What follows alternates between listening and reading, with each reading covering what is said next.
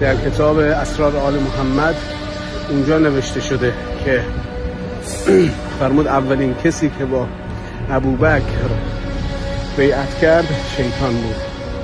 این محل سقیفه بنی ساعده است که تقریبا فاصلش تا حرم مطهر 3-4 دقیقه است. محلی که میبینید محل سقیفه بنی ساعده است و اون جایی که جمع شدن اولی دومی و خلافت رو از اینجا به صورت رسمی برای خودشون اعلام کردن که الان بسته است. تقریبا نوشته حدیقه سقیفه بنی ساعده که دارن تعمیرش میکنن. ببینید